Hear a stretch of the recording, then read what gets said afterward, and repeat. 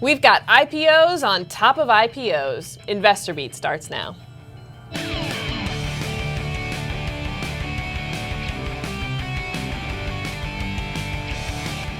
Thanks for watching. I'm Allison Southwick. Both the Dow and NASDAQ are up today while earnings season marches on. Many more banks are reporting today, including Capital One, Bank of America, U.S. Bank, Huntington, and PNC. Also look for Google and IBM after the market closes. Joining me in studio is Jason Moser and Eric Bleeker.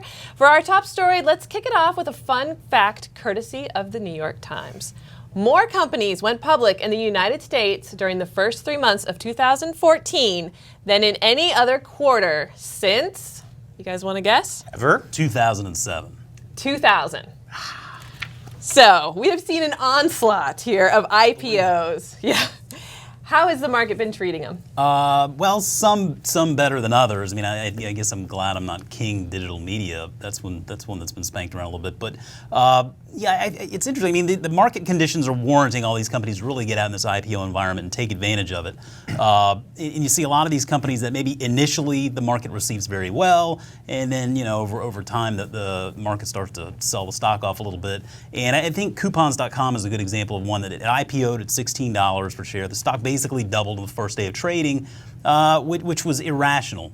And for coupons.com, honestly, that kind of sucks because maybe it looks like the IPO was mispriced and they left some money on the table. But for investors, I think that you look at these IPOs, don't buy into them immediately, but just try to find the businesses that you really like. And so you look at something like a coupons.com, the stock has come back now to closer to the IPO price. And you have an interesting business model with a founder leader.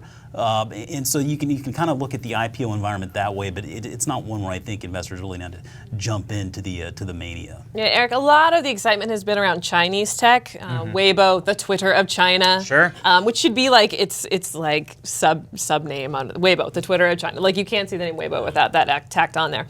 Shares of Weibo are hitting the NASDAQ tomorrow. We've got Alibaba, which owns a piece of Weibo, is expected to be a monster IPO this year. So if you had to choose one, which would it be? Yeah, I like them both, and it is kind of an incestuous web over in China with all these companies owning each other. But I would go probably with Alibaba. Their profit in the fourth quarter of last year, $1.36 billion, we found out from the Yahoo earnings call, more than Amazon has ever made in an entire year. That is absolutely phenomenal. They had 240 billion transaction volume on their platform last year. And you look at in China, so many of these cities are growing up where they don't have all of the retail infrastructure. What fills that in? Online, huge opportunity. So Jason, any recent or upcoming IPOs that you are going to be watching? Yeah, one that's going to come up here eventually, I'm not sure when, but it's coming shortly, is Wayfair.com. It's an online home furnishing site that, they sell a bit of a unique selection of goods. So they're a little bit sort of outside of direct competition with Amazon, at least somewhat.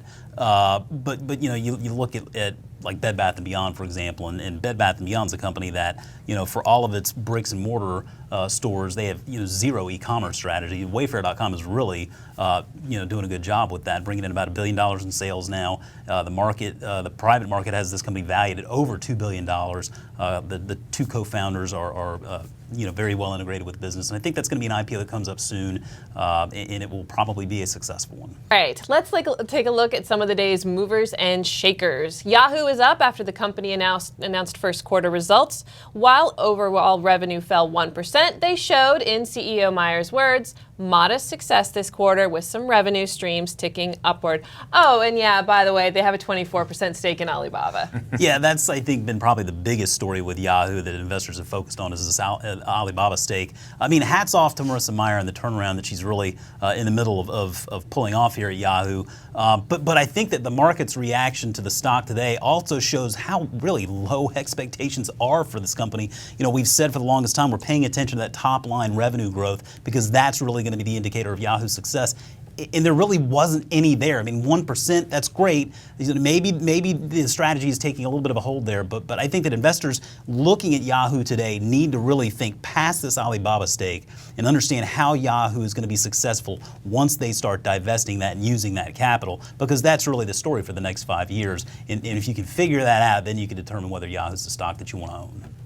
Intel also released their first quarter earnings report. Quarterly revenue was down 1% over the previous year and down 8% over the previous quarter. So, Eric, how's that strategy working out for them as they're dealing with the whole death of the PC? Yeah, well, their mobile group was up 61%, which we could agree is pretty good, right?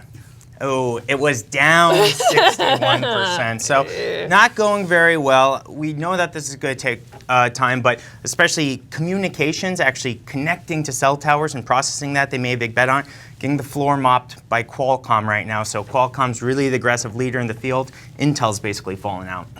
SodaStream announced it is in talks to sell up to a 16% stake in the company. We don't know for sure who they're in talks with, but speculation includes PepsiCo, Dr. Pepper Snapple, and Starbucks. So, not to feed the rumor mill, but who do you think this would be a good fit for? I think probably the most sensible partner would be PepsiCo, just because of the size of the company, the amount of resources they have, the distribution model all over the globe. And SodaStream is a neat company. It's a great razor and blade story. The real story here, the profitability, it's on the refill side for those CO2 cartridges. So the key really is to just get those machines in U.S. households. You think we have about 130 million or so households here in the United States, and SodaStream hasn't really put a big dent in it yet. If they can do that, then this is going to really work out well for them. And Pepsi might be a great way to get some household exposure.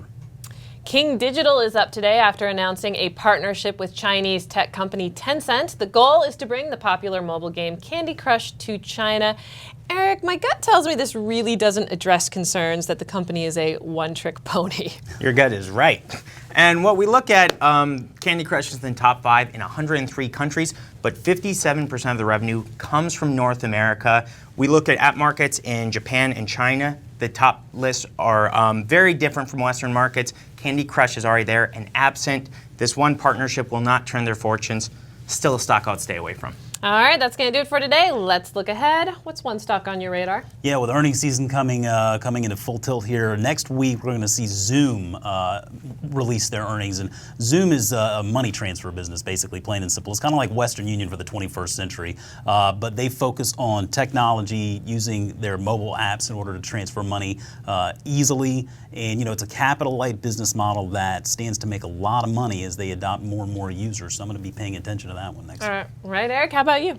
I know it's big and sometimes not exciting, but Google is 1/3 of all digital ad spending, so I'm always watching it, especially its enhanced campaigns and whatever color we can get on that, which is unifying advertising between not only desktop but mobile devices. All right, well, for Jason Moser and Eric Bleeker, I'm Allison Southwick. Thanks for watching.